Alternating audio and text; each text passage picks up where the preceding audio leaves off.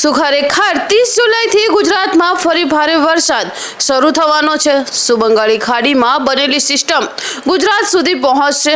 અને સૌથી મોટો સવાલ, શું આ વખતે તમારા જિલ્લામાં પણ ભારે વરસાદ પડશે? આ ત્રણેય સવાલના જવાબ આ વિડીયોમાં મળશે, એટલે વિડીયો છેલ્લે સુધી જરૂરથી જોતા રહેજો। છેલ્લા કેટલાક કલાકોથી સોશિયલ મીડિયા પર એક સમાચાર ઝડપથી વાયરલ થઈ રહ્યા છે કે બંગાળી ખાડીમાં શક્તિશાળી સિસ્ટમ બની ગઈ છે અને હવે ગુજરાતમાં ભારે વરસાદ આવશે, પરંતુ આ દાવામાં કેટલી હકીકત છે?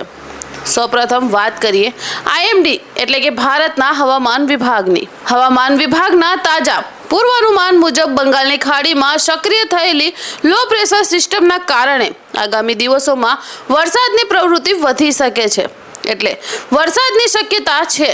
દરેક જિલ્લામાં એક જ સરખો વરસાદ પડશે એવું કહી શકાય નહીં। હવે વાત કરીએ અંબાલાલ પટેલની। અંબાલાલ પટેલે પણ 30 જુલાઈથી લઈ 3 ઓગસ્ટ વચ્ચે ગુજરાતના અનેક વિસ્તારોમાં ભારે વરસાદની શક્યતા વ્યક્ત કરી છે। એટલે હાલમાં IMD અને તેમની આગાહીમાં કેટલીક બાબતો એકબીજાને સમર્થન આપે છે, પરંતુ અહીં એક વાત સમજવી તે ખૂબ જ જરૂરી છે।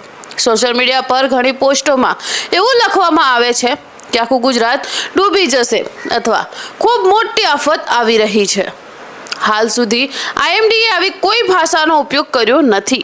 તેમણે માત્ર કેટલાક જિલ્લાઓમાં ભારેથી અતિ ભારે વરસાદની શક્યતા દર્શાવી છે।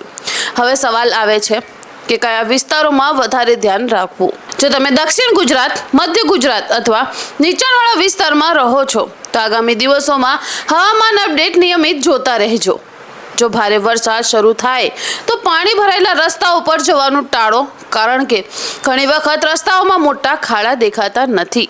અને હવે સૌથી મહત્વની વાત, આ સિસ્ટમની દિશામાં થોડો પણ ફેરફાર થાય તો વરસાદનું પ્રમાણ પણ બદલાઈ શકે છે, એટલે આગામી 24 થી 48 કલાક ખૂબ જ મહત્વના રહેશે। IMD તરફથી કોઈ નવી ચેતવણી અથવા જિલ્લાવાર અપડેટ આવશે તો તેની માહિતી અમે તમને સૌથી પહેલા આપીશું।